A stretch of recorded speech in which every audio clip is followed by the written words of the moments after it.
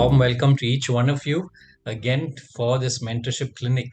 And today I just want to, uh, I would say quiz Pradeep Richard from Alpha and Omega Trading Company. But by way of introduction, I just want to say that I have a special heart for businessmen. And the reason for that is, businessmen are people who take risks. Businessmen are people who face uncertain days.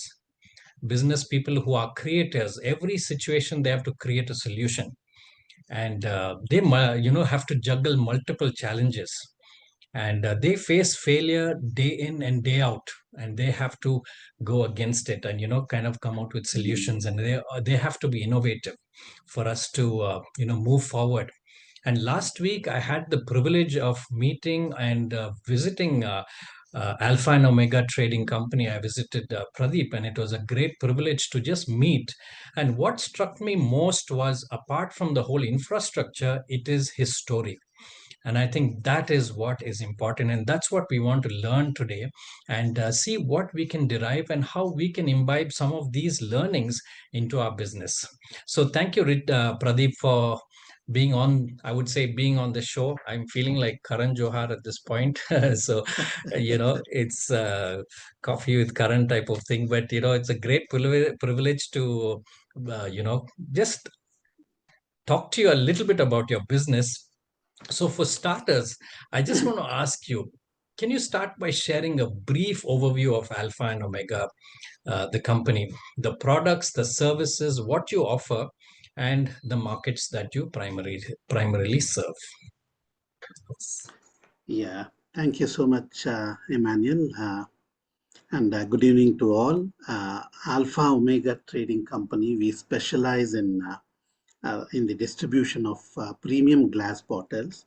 I was explaining to Emmanuel the other day, when we talk about glass, it's not just the glass come. We have so many varieties. We have flint, we have amber, we have green glass, we have super flint glass, so which is used for restaurants and beverages. So we are specialized in distribution of these glass bottles to restaurants, beverages, cosmetic factories, and pharmaceuticals. And latest, we are building our packages for kitchens.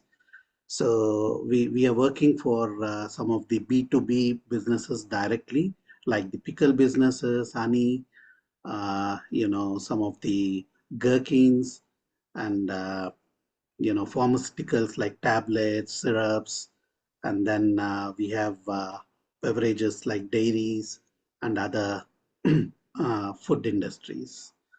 So Great. yeah.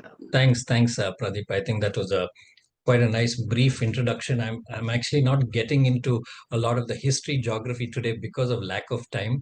But one point I'd like to kind of get out in terms of the acquisition part of uh, point of view, because that's going to be our topic today. What has been your most effective approach to acquiring new customers, especially with such a competitive market? You explained to us about competitions. I want to know, how do you do it? I mean, there is no exact, you know, one sentence where you can define your business. See, actually, you need to understand the market. So, since we are in packaging, I can tell price is the most sensitive thing. So, what we do is we successfully create some of the charts where we can cater to different people. Now, for example, B2B is a different world where we work on very marginal margins. And then we have this B2C where customers look for different kinds of packages. And when we talk about B2B, the package system is a different, but whereas when it comes to kitchen or a home, so the packaging is a different. For example, I can say a dairy milk bottle, packaging comes with 40 bottles, where customer or the end user of a home cannot afford to buy 40 or 20 bottles, but rather we customize that and we make it into small packages where 4 bottles or even 6 bottles are kept with other bottles and sold. So I can say price is the most important thing in this competitive world. So you need to understand what is the requirement of a customer. A customer, when he approaches the manufacturer, the pricing is a different story. For us, as a distributor, we are able to, understand the customer, and we are able to, kill down the margins what manufacturers keep, and then we work as a, supply chain system for them. So the price point is important. Innovation is what I get also from here, when innovation for different customers. So these are some of these points that come out very clearly from what you've said. Yes. Yeah. And getting a customer is one thing. How do you retain them? Retention is another story altogether. So what are some of those strategies? Do you have any loyalty schemes, or anything that you can give us as pointers for us to use as well? Yeah, that's a really important point. So once the customer is onboarded, we focus on being more than a supplier, not just the distributor. We act as a sourcing partner. So when a business wants to do some packaging, they want customization and also they need volume-based pricing. So based on volumes, for example, if somebody is buying 50,000, pricing is different, 20,000 pricing is different. So in our case, we have a warehouse. We keep all the stock in place, and whatever the price we offer to the 50,000 volume buyer, the same price we are offering even for 5,000 buyer. So that way, so most of the people they come back to us, and we are able to retain them, and also we build a long term trust with them and relationship, and we often visit their places to understand what exactly they are looking at.